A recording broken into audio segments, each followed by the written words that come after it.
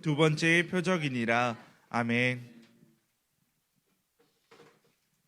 네, 축복합니다. 네, 어느덧 한 해의 마지막이고 정말로 이곳에서 드리는 마지막 예배가 되었습니다. 해를 넘기는 이제 시점에 있고 저희가 올해는 송구영신 예배가 없지만 내년엔 한번 드려보도록 하겠습니다. 네, 이제 해외 연말을 넘기는데 마음들이 어떠신지 모르겠습니다. 근데 많은 분들을 보면 이렇게 한 해 한 해 넘기는 요때가 또 참 마음적으로 힘들기도 하고 어려운 때인 것 같기도 합니다. 어린 아이들 보면 한 살 한 살 먹는 게 너무 신나고 즐겁고 막 설날에 떡국 5그릇 먹으면 5살 되는 줄 알고 좋아하지만 확실히 나이가 들었다는 것은 또 인생의 가장 빠른 시기인 3, 40대를 살아가는 사람들에게는 한 해 한 해 넘기는 것이 참 어려울 때가 많이 있다는 생각이 듭니다. 여러분들은 어떻게 2018년을 잘 떠나 보내실 마음의 준비가 되셨습니까? 좀 빨리 끝났으면 좋겠습니다. 치긋치긋하면. 네. 누구 어떤 분에게는 인생에서 가장 아름다운 한 해였을 수도 있고 어떤 분에게는 가장 무거운 짐을 진 것 같은 한 해였을 수도 있겠다는 생각이 듭니다. 한 해를 넘길 때마다 우리를 지독하게 괴롭히는 생각들은 그런 거죠. 나는 올 한 해 동안 무엇을 했지? 나는 1년이라는 시간을 정말 잘 보냈나 하는 생각이 들지요. 어떤 때는 좀 마음이 방황이 되어서 도대체 이 방황이 언제 끝날까 하는 마음으로 해를 넘기기도 하고요. 뭔가를 열심히 준비하고 있었다면 도대체 이 준비가 언제 끝날까 하는 또 이 준비가 진짜 의미가 있을까 하는 마음이 들기도 하고 바쁘고 정신이 없었다면은 내가 뭘 위해서 이렇게 바쁘게 살고 있지? 난 누구 좋으라고 이렇게 바쁜 거지? 이런 마음이 들기도 합니다. 우리가 한 해를 넘길 때 한 해를 도대체 어떻게 매듭지어야 할지 갈등하는 그 갈등이 우리 안에 있지요. 그 이유가 우리의 본성 안에 우리가 스스로 하나님이 되어 살아가기 때문에 우리는 뭔가 우리를 빛내줄 뭔가를 찾고 싶어 합니다. 그래서 한 해가 지날 때마다 뭔가 내 삶을 빛내줄 어떤 결과를 기대하게 되고 그 결과를 이루는데 내 한 해가 좋았는지 안 좋았는지를 우리가 스스로 생각하게 되는 것이죠. 한 해 한 해 우리의 마음에 드는 그 무거움은 우리의 삶을 뭔가 한 해 한 해 더 좋은, 더 나은 뭔가 단계와 레벨로 우리의 삶을 이끌어 가고 싶은데 그것이 잘 보이지 않을 때 우리는 한 해 한 해 넘길 때 힘들어 하기도 합니다. 이번 주도 저는 공사 현장에 있었죠. 이번 주에 아주 한 가지가 깊이 묵상이 되었는데 왜냐하면 이번 주는 공사가 좀 잘 진행이 또 되지가 않았습니다. 지난주에 또 공사가 잘 진행이 돼서 확 진행이 됐는데 이번 주는 제가 좀 공사를 잘 몰랐던 것도 있고 이렇게 그 마감이라는 그 아주 신비한 용어가 사람의 속을 뒤집어 놓는다는 것을 이제 경험하는 시간이기도 했습니다. 당장 이제 이번 주일이면 끝인데 이번 주일이면 이제 여기에서 끝이고 우리는 다음 주에 저기에서 예배를 드려야 되는데 도대체 공사가 언제 끝날까 하는 생각이 드는 거예요. 그리고 막 이제 공사하시는 분들도 너무 힘들어 하시고 막 그 안에 갈등도 있고 뭐 그런 모습들을 보면서 갑자기 마음이 되게 어려워지는 겁니다. 나는 이 추운 날 여기서 뭐 하고 있나 이런 생각이 들고 이제 저의 체력도 시간도 재정도 이제 다 바닥이 나기 시작하니까 계속 마음이 좀 불편해지더라고요. 그래서 막 공사하시는 분들 막 예민하게 이렇게 바라보기도 하고 뭐 자재 사오면 이 자재를 정말 제 가격에 샀나 뭐 인터넷에 찾아보기도 하고 이런 처음 하는 행동들을 막 이번 주에 하기도 하고 그랬습니다. 근데 이제 제가 계속 그곳에서 기도하면서 주님이 제 마음의 동기들을 이렇게 보게 하시는 거예요. 제 마음에 어떤 마음이 있었는지 이제 드러나는데, 뭔가 완성해서 그것을 이렇게 짠하게 보이고 싶은 마음이 제 안에 가득하다는 마음이 드러나더라고요. 우리 안에 참 이런 모습들이 많이 있죠. 뭔가 결과를 가지고 내 믿음을 이렇게 딱 증명해 보이고 싶은, 뭔가 이렇게 마무리되고 성취하고 성공한 어떤 것으로 우리의 믿음을 증명해 보이고 싶은 마음이 우리 안에 있습니다. 근데 주님이 그런 저의 마음을 드러내시는 것 같았어요. 그 마음이, 주님의 그 일 이후에 제가 기도가 바뀌어지게 되더라고요. 계속해서 이번 한 주 동안 어떤 기도를 그래서 드렸냐면, 하나님, 우리를 지금까지 인도하신 은혜가 참 놀라운데 몇 가지가 안 되어지는 것 때문에 내가 낙심하지 않게 해주십시오. 안 되어지는 몇 가지 때문에 인도하신 은혜에 대한 감사를 잃지 않게 해주십시오라고 기도하게 되었습니다. 사랑하는 여러분, 우리 안에 언제나 이 문제가 있습니다. 왜냐하면 우리는 결과로 나를 증명하고 싶어 합니다. 그래서 우리는 하나님의 뜻이 결과에 있다고 아주 쉽게 믿죠. 그러나 한 번만 진지하게 생각해 보면 하나님은 우리의 결과가 별로 중요하지 않으신 분이라는 걸 알 수 있습니다. 왜요? 하나님은 스스로 계신 분이에요. 그 말은 하나님은 조금의 부족함도 없으신 분이에요. 모든 만물이 하나님으로부터 나왔음을 우리는 믿음으로 고백합니다. 그런 하나님에게 우리가 뭐 어떤 대단한 결과를 하나님 앞에 드린다고 하여도, 하나님 앞에 대단한 결과를 짠 하고 드린다고 하여도 그것이 하나님에게 영광이 될 이유는 없는 것이죠. 하나님은 하나님의 백성에게 보고 싶어 하는 것은 결과로 주어지는 무엇이 아닙니다. 하나님께서 하나님의 백성에게 보고 싶어 하는 것은 오히려 결과 전의 모습인 거죠. 아무것도 없을 때, 하나도 이루어진 것이 없을 때, 바라기만 해야 되는 그때, 내가 세웠던 계획들이 다 어그러지고 틀어지는 그때에 내가 하나님 앞에 어떤 태도와 어떤 언어와 어떤 고백과 어떤 순종으로 살아가고 있는가가 하나님에겐 중요한 것입니다. 오늘 말씀은 그 사실을 우리에게 알려주는 말씀인데요. 오늘은 옆에 구글 지도를 넣어드렸는데, 예수님께서 태어나신 곳은 나사렛이라는 지역입니다. 지금 현재도 나사렛이라는 지역입니다. 예수님은 나사렛에서 자라셨습니다. 그리고 예수님은 주로 활동하신 곳은 가버나움이라는 갈릴리 호수 북쪽에 있는 장소에서 예수님은 주로 활동을 하셨습니다. 그리고 요한복음 2장에서 4장의 내용은 가나에서 시작해서 가나에서 끝나는 여정입니다. 예수님께서 가나 혼인잔치를 통해서 이제 예수님의 때가 시작됐음을 알리셨고, 그 이후에 예루살렘으로 내려오셔서 성전 정화 사건을 통하여서 본인이 구약에 예언된 메시아임을 유대 땅에 알리셨습니다. 그리고 예루살렘에서 니고데모를 만나서 이제 눈에 보이는 성전이 아닌 부활을 경험한 그리스도인들을 통한 그 거듭남의 성전에 대하여 말씀하시고, 올라오시는 길에 사마리아 땅 수가성을 들리시죠. 그리고 나서 이제 예수님께서 사마리아 땅을 벗어나서 수가성을 벗어나서 다시 자신의 고향인 갈릴리 지역 나사렛 땅으로 돌아오시는 길 위에 서 있습니다. 예수님께서 갈릴리 지역으로 돌아오시면서 제자들에게 갑자기 뜬금없는 말씀을 하시는데, 44절에 선지자가 고향에서는 높임을 받지 못한다라고 이야기를 하시는 거예요. 예수님은 갈릴리에서 본인이 사람들로부터 어떤 대접을 받을지 알고 가신 것입니다.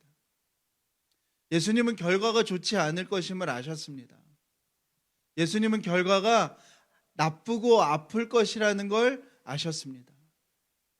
그러나 예수님은 철저하게 이 땅에서 하나님의 백성의 본으로 사셨는데 결과가 좋지 않아도 결과가 거절이라고 하여도 예수님은 순종하여 다시 나사렛 땅으로 걸어가신 것입니다.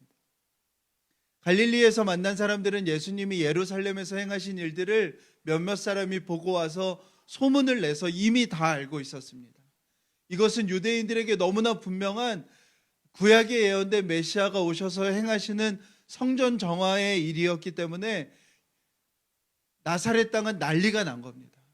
여러분들 생각해 보십시오. 지금도 시골 중에 시골이라고 하는 곳에서 유명한 사람이 나오면 막 현수막 붙고 막 꽃다발 드리고 이러잖아요.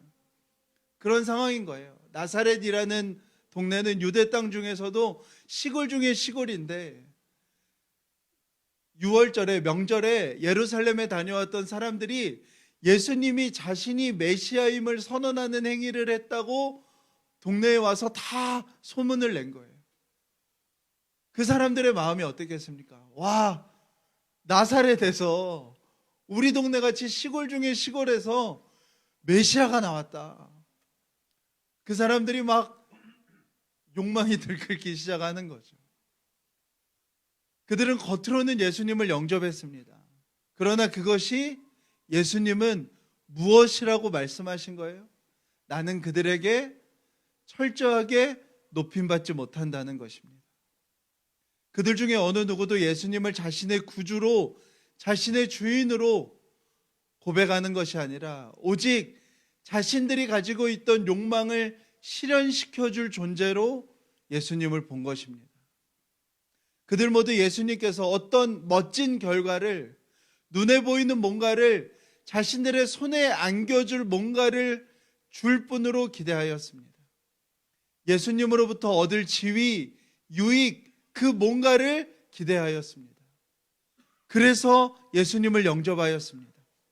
그들 중에 어느 누구도 자신들이 예수님이 필요한 자들이며 자신들이 죄인임을 꿇어 엎드려 고백하는 자는 아무도 있지 않았습니다.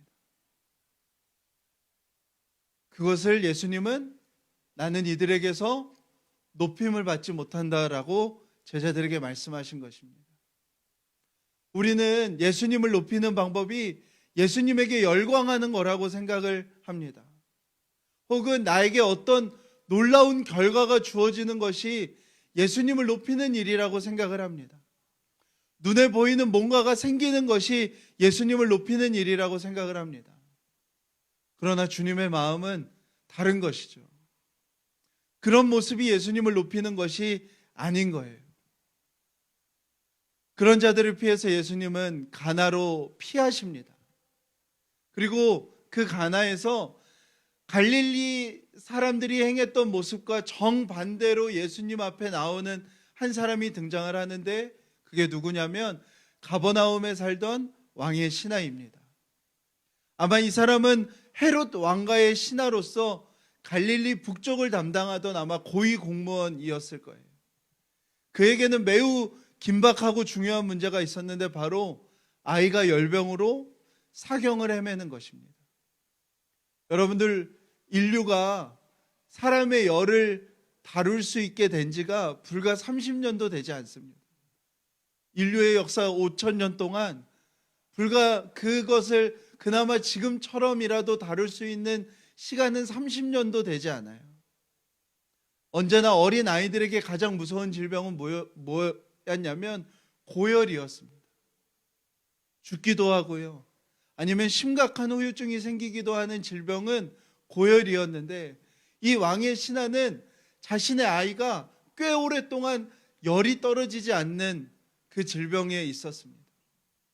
여러 의원들을 찾아다녔고 좋다는 약을 다 먹여봐도 그 문제가 해결되지 않은 거예요.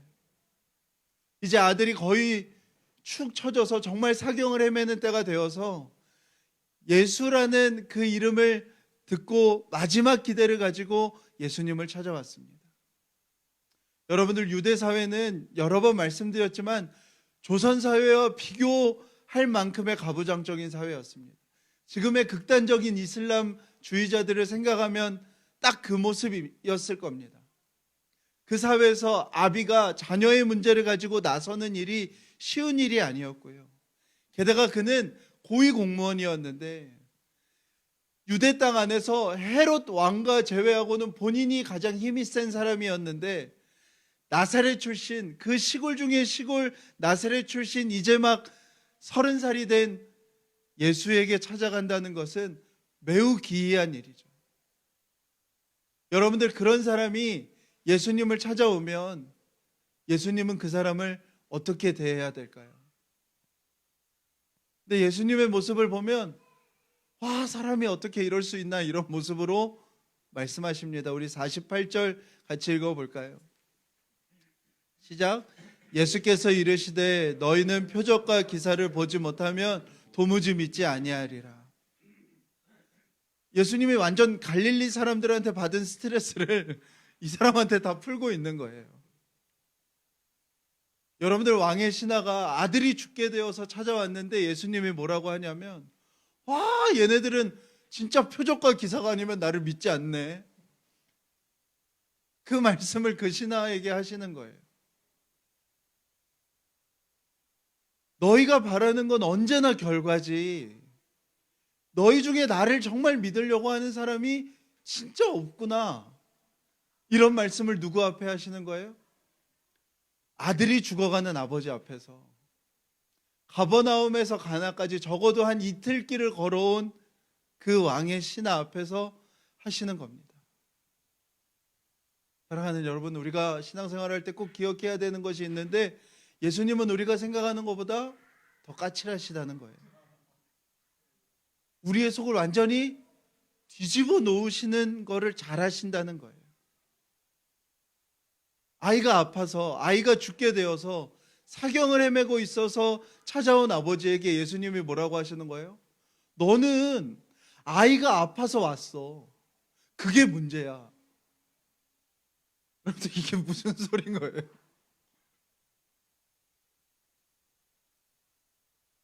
우리가 하나님 뭔가를 이루어 주세요, 완성해 주세요 기도할 때 예수님께서 그렇게 얘기하시는 거예요.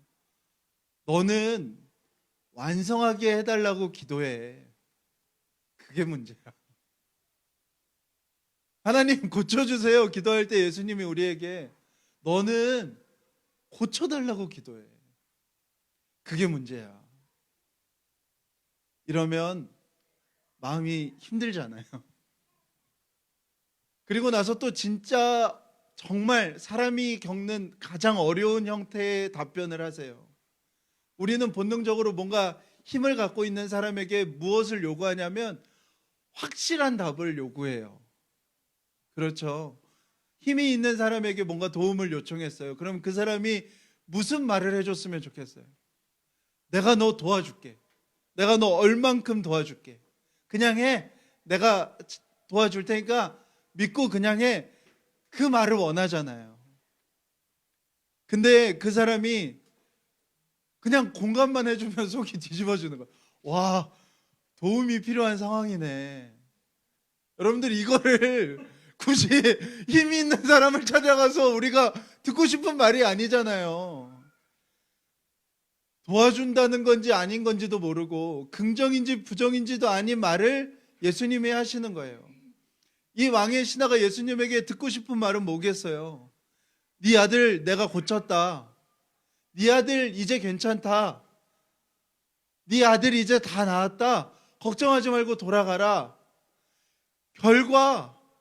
그 결과가 어떻게 되었는지 그 완성을 우리는 듣고 싶어 하잖아요. 그런데 그 왕의 신하에게 예수님이 하시는 말씀은 뭐가 전부였냐면 네 아들은 살아있다. 아니, 애초에 죽어서 온 게 아니라니까요.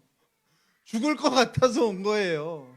더 원어의 정확한 번역은 네 아들이 살 것이다예요.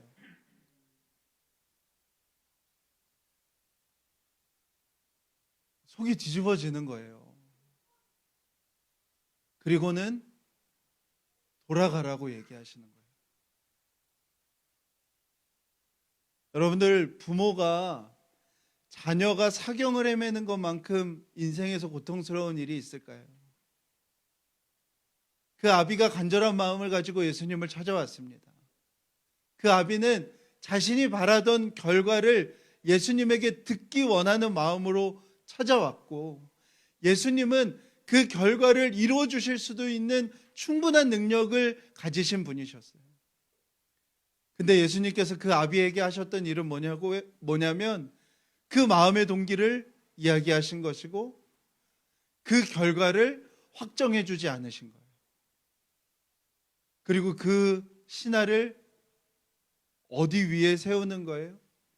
다시 가버나움으로 돌아가는 길 위에 세우시는 거예요. 결과에 대해서 말씀해 주지 않고 그 왕의 신하에게 자신이 그 돌아가는 길 가운데서 내가 어떤 태도로 어떤 마음으로 그 길을 한 발자국 한 발자국 순종하며 걸어가는지 그것을 요구하신 거예요. 우리는 너무 쉽게 어떤 결과에 하나님의 뜻이 있다고 생각을 해요. 신앙의 여정에서 만나는 어떤 결과가 하나님의 뜻이라고 생각을 하는데 그렇지 않다는 거예요. 하나님의 뜻은 어디에 있다고요? 가버나움으로 돌아가는 그 길 위에 있다고요. 결과가 하나님의 뜻이 아니라 하나님이 하나님의 백성에게 바라시는 하나님의 뜻은 무엇이냐면 우리가 하나님의 말씀을 믿고 우리의 발걸음을 길 위에 두는 것이에요. 제럴드 시처라는 목사님이 쓴 아주 유명한 책인데요. 하나님의 뜻이라는 그 책에 이런 글귀가 있습니다. 인간이 과정이라고 부르는 그것을 하나님은 목표라고 부르신다. 경량의 한복판에서도 예수님을 바라보며 침착함과 평온함을 잃지 않을 수 있다면 그것이 곧 우리의 삶을 향한 하나님의 뜻이다. 우리는 언제나 믿음을 완성된 것을 기뻐하는 거라고 생각하기 쉬워요. 그러나 믿음은요, 이루실 하나님을 기뻐하는 거예요. 믿음은요, 완성된 걸 기뻐하는 것이 아니라 믿음은 우리가 그 길 위에 서 있게 되었음을 기뻐하는 거예요. 히브리서 11장 1절에서 2절에 이 말씀이 믿음이라고 이 말씀으로 선조들이 살았더라고 얘기하는 거예요. 함께 읽어볼까요? 시작. 믿음은 바라는 것들의 확신이요 보이지 않는 것들의 증거입니다. 선조들은 이 믿음으로 살았기 때문에 훌륭한 사람으로 증언되었습니다. 아멘. 믿음의 선진들 중에 어느 누구도 하나님이 믿음의 결과로 뭔가를 보여줘서 믿음의 삶을 살았던 사람이 없다는 거예요. 믿음은 뭐라고요? 하나님의 말씀을 의지하여 우리가 그 길 위에 서게 되었다는 뜻이에요. 결과가 아니라 보여진 뭔가가 아니라 철저하게 바라는 것을 이루실 하나님이 우리에게 말씀하신 것을 이루실 그 하나님을 믿어 길 위에 서게 된 거라는 거예요. 눈에 하나도 보이지 않아도 하나님의 뜻, 그 길 위에 서게 되었다는 거예요. 그 믿음을 가진 사람이 하나님 나라의 백성이라는 거예요. 이 왕의 신하는 예수님의 말씀을 믿고 다시 가버나움으로 돌아갑니다. 오늘 말씀을 자세히 보면 이미 하루가 넘게 걸었어요. 여러분, 이 왕의 신하가 예수님의 말씀을 믿고 돌아가고 있지만 한 발 한 발 내디딜 때마다 어떤 마음이었을까요? 고치셨다는 확답을 들은 것도 아니고 내가 돌아가서 아들이 살아 있을지 이미 죽었을지 모를 길이에요. 그냥 하나님, 예수님이 말씀하신 네 아들이 살 것이다 하는 그 말씀만 믿고 한 발 한 발 걸어가는 거예요. 그렇게 벌써 하루가 지난 거예요. 돌아가서 예수님 그냥 좀 확답을 해 주십시오. 고쳤다고 말씀해 주십시오라고 애원하고 싶은 마음이 아마 굴뚝같이 들었을 거예요. 그렇게 하루를 걸어가는데 저 멀리서 자신의 종들이 말을 타고 왔을지 뛰어왔을지 모르지만 오는 모습이 보이는 거예요. 종들의 얼굴을 보는 순간 어떤 소식인지 알았겠죠. 막 소리를 지르며 환호하며 신하들이 다가왔을 거예요. 주인님, 아드님이 괜찮아졌습니다. 아드님이 열도 내렸고 이제 밥도 먹습니다 하는 소식을 왕의 신하에게 종들이 가져옵니다. 그리고 왕의 신하가 물어보는 거예요. 궁금했던 거예요. 왕의 신하는 예수님의 말씀을 믿고는 나왔지만 예수님이 어떤 것도 확인해 주지 않으셨다는 그 사실을 알면서 믿음으로 왔던 거예요. 그래서 종들에게 이 질문을 하는 거예요. 언제 우리 아들의 열이 떨어졌느냐? 종들은 기억을 더듬어 어제 오후 1시쯤이었다고 말을 하는 거예요. 왕의 신하는 그제서야 예수님의 숨은 뜻을 알게 되는 거예요. 단지 그 아들 하나 고치는 것이 예수님의 목적과 계획이 아니라 그 자신을 원하셨고 그 일을 통해서 그 가정을 하나님 나라의 백성으로 이끌고 싶었던 그 예수 그리스도의 숨어있는 뜻을 이 왕의 신하는 그 길 위에서 발견하게 된 거예요. 그는 결과만 얻었더라면 그냥 거기에서 끝났을 거예요. 그냥 예수를 한번 이용하고 말았던 것에서 그 삶은 멈춰졌을 거예요. 그러나 그가 예수님의 말씀을 믿고 주어진 결과 없이도 믿음으로 길 위에 서서 걸어왔기에 그 안에 하루가 넘는 시간 동안 내면에 일어났던 수많은 싸움들 속에서 믿음을 선택하며 한 발짝 한 발짝을 걸어왔기에 그는 예수님이 그 일 가운데 어떤 숨은 뜻을 두셨는지를 보게 되었고 그 일을 통하여서 그와 그의 가족이 예수님을 믿게 되는 일이 일어난 거예요. 하나님이 병은 이미 그때 고치셨구나. 예수님이 원하셨던 것은 나였구나. 나의 이 믿음의 고백과 믿음의 발걸음을 원하셨구나 하는 것을 알게 되는 것이죠. 사랑하는 여러분, 그리스도인에게 중요한 것은 내 뜻이 얼마만큼 어떻게 계획대로 펼쳐졌는가가 아닌 거예요. 내가 계획한 길이라고 하여도 우리는 이 길 위에서 어떤 하나님의 숨은 뜻을 발견했는가가 중요한 것입니다. 내가 계획했던 것이 보기 좋게 빗나가고 어긋나고 어그러지고 문제가 생길 때 그곳에서 하나님이 숨겨두었던 하나님의 뜻을 하나님의 그 계획의 길 위에서 어떻게 발견했는지가 중요한 것이에요. 지금 당장 급한 결과를 원하죠. 우리는 그 급한 가운데 때로는 너무 대답이 없으시고 차갑고 도무지 알 수 없는 예수님을 경험하게 되지요. 그럼에도 불구하고 그 길 위에서 하루하루를 한 발짝 한 발자국을 걸어가며 그곳에 숨겨둔 하나님의 뜻을 발견하고 있는가? 그것이 믿음의 삶인 것입니다. 우리 잠언 16장 9절 함께 읽어볼까요? 시작.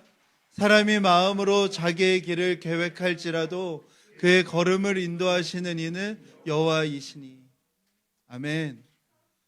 믿음은 철저하게 이것을 경험하는 것입니다. 우리가 우리의 길을 계획하며 걸어가지만 우리는 우리가 뭔가를 계획하며 하나님의 뜻이 어떤 결과에 있을 거라고 당연히 믿고 그렇게 살아가지만 그것을 하나님 앞에 요구하지만 하나님이 우리를 하나님의 길 위에 서게 하셨고 그 걸음을 인도하시는 분이 하나님이신 것을 고백하는 일이 우리의 믿음의 삶이라는 것입니다. 사랑하는 여러분, 모세는 실패자인가요? 모세는 약속의 땅에 다다르지 못했습니다. 광야에서 죽어갔던 이스라엘 민족들은 다 실패한 것일까요? 아니요, 하나님의 관점으로는 전혀 그렇지 않은 거예요. 그들은 얻고자 갈망했던 결과를 받아들이지 못했어요. 그러나 신명기 말씀을 한번 이번 한 주간에 꼭 읽어보셨으면 좋겠어요. 이렇게 연말과 연초를 맞이할 때 너무나 유익한 말씀이라 싶습니다. 신명기에서 자신의 삶을 돌아보며 이 마지막 외침을 하고 있는 모세를 보면 전혀 실패자의 모습이라고 보여지는 모습은 하나도 없습니다. 그는 무엇을 계속해서 얘기하냐면 자신이 이 광야의 길에서 어떻게 하나님을 경험했는지, 우리 하나님이 무엇을 기뻐하시고 무엇을 싫어하시는지 자신이 경험했던 바를 너무나 아름답게 너무나 기쁘게 기록하고 있어요. 그리고 마지막에 자신은 들어가지 못하지만 남은 세대가 바뀐 그 이스라엘 민족들에게 한 가지를 간곡하게 부탁해요. 주 당신들의 하나님을 사랑하십시오. 그의 말씀을 들으며 그를 따르십시오. 그러면 당신들이 살 것입니다. 주님께서 당신들의 조상 아브라함과 이삭과 야곱에게 주시겠다고 맹세하신 그 땅에서 당신들이 잘 살 수 있을 것입니다. 예레미야에게 하나님께서 이스라엘 백성 가운데 그 광야길에서 자신과 함께 광야의 길을 걸었던, 그런데 다 죽었던 그 이스라엘 백성들을 향하여 이스라엘 백성과 자신의 신혼의 때라고 얘기하셨어요.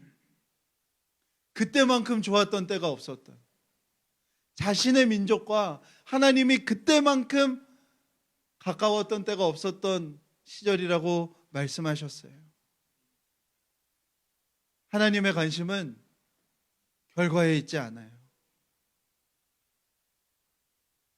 하나님의 관심은 우리가 하나님의 길 위에 서 있는가, 그것에 있는 것입니다. 따라해 볼까요? 믿음은 완성된 걸 기뻐하는 것이 아니다. 믿음은 길 위에 있음을 기뻐하는 것이다. 아멘. 사랑하는 여러분, 2008년 길 위에 있으셨습니까? 그럼 잘하신 겁니다. 할렐루야. 그럼 충분하신 것입니다. 하나님은 지금도 여러분들을 위하여 성실하게 일하고 계실 것입니다. 여러분들이 그토록 원하던 결과를 어느 순간에 누군가에게 물어볼 때, 아, 하나님이 그때 이미 이루셨었구나 하는 일을 보게 될 것입니다. 우리 함께 찬양했으면 좋겠습니다. 오늘은 좀 자리에서 다 일어나셔서 좀 동그랗게 서서 찬양했으면 좋겠습니다. 우리 아이들도 다 나올까요? 오늘은 네.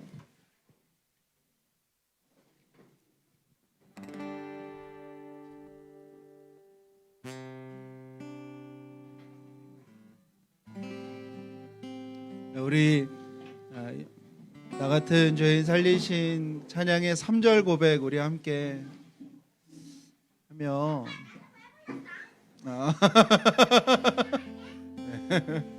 우리 다 같이 어린 아이들까지 좀 손을 잡고 좀 동그랗게 쓰셨으면 좋겠습니다.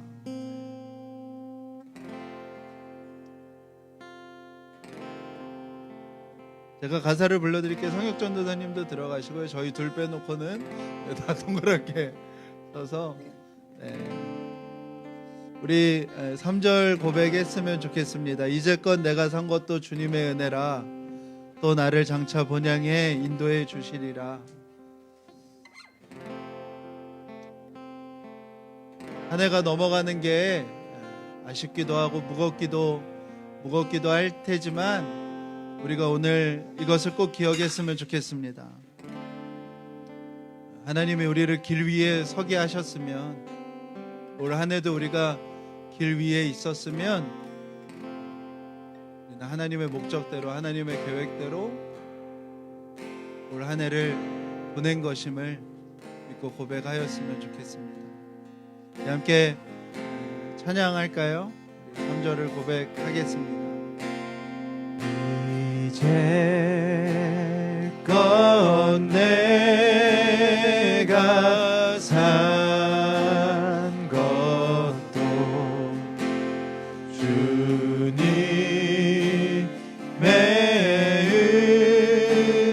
은혜라. 또 나를 장차 본향에, 또 나를 장차 본향에 인도해 주시리, 인도해 주시리. 다시 한번 고백합시다. 이제껏 내가 산 것도,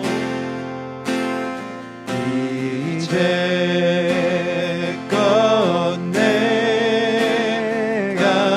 산 것도 주님의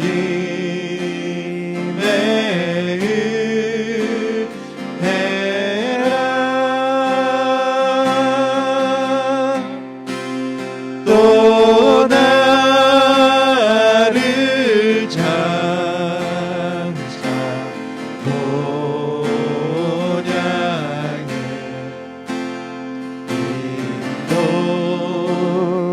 인도해 주시리. 우리 함께 소리 내어서 기도하겠습니다. 하나님, 우리가 길 위에 서 있었음을 감사드립니다. 하나님, 우리의 계획이 어긋나고 우리가 원하는 결과를 때로는 얻지 못하여 낭망할 때에도 하나님, 우리가 길 위에 서 있었음으로 인해 기뻐하게 하여 주시고, 하나님, 주님을 더욱 신뢰하는 저희들이 되게 해달라고 우리 시간에 소리 내어서 함께 잠깐 기도하도록 하겠습니다. 하나님 아버지, 정말로 주님 인도하여 주시기를 원합니다. 아버지, 역사하여 주시기를 원합니다. 하나님 아버지, 정말로 주님, 언제나 우리는 결과를 얻기 원하고 결과로서 무언가를 아버지 정말로 자랑하기 원하며 결과로서 무언가를 입증하기 원하지만, 하나님의 계획과 하나님의 뜻은 하나님 아버지 정말 결과에 있지 아니하며, 정말로 아무것도 말할 수 없을 때, 아무것도 기대할 수 없을 때, 아무것도 아버지 정말로 주님 이야기할 수 없을 때, 하나님 아버지 정말 우리가 길 위에 서 있었음을, 하나님 우리가 길 위를 걷고 있었음을, 하나님 여전히 하나님의 말씀을 믿어 하나님 앞에 순종함으로 나아가고 있었음을 하나님 아버지 정말 우리가 고백하며 기도할 수 있도록 주님 인도하여 주시옵소서. 올 한 해 하나님, 우리의 계획과 다 걸어졌다 하여도, 우리의 계획이 다 하나님 무너졌다 하여도, 하나님 우리의 계획이 하나님 다 어그러졌다 하여도, 우리의 걸음을 인도하시는, 우리의 걸음을 인도하셔서 우리를 길 위에 세우신 그 하나님을 경험하는 시간, 그 하나님을 고백하는 시간, 그 하나님을 아버지 정말 고백하는 하나님 그 은혜가 우리 가운데 있을 수 있도록 주님 인도하여 주시고 아버지 함께하여 주시기를 원합니다.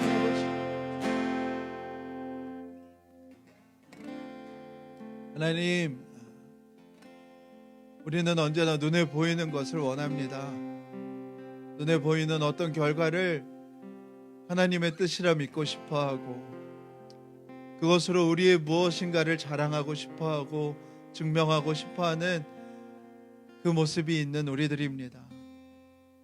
그러나 하나님은 우리에게 결과를 요구하신 적도, 결과를 바라신 적도, 또 결과로서 무언가를 한 번에 주시는 일도 없으신, 우리가 그 길 위에서 어떤 마음으로, 어떤 모습으로, 어떤 태도로 우리의 믿음을 고백하며 한 걸음 한 걸음을 떼는지를 보시는 하나님이신 것을 고백합니다.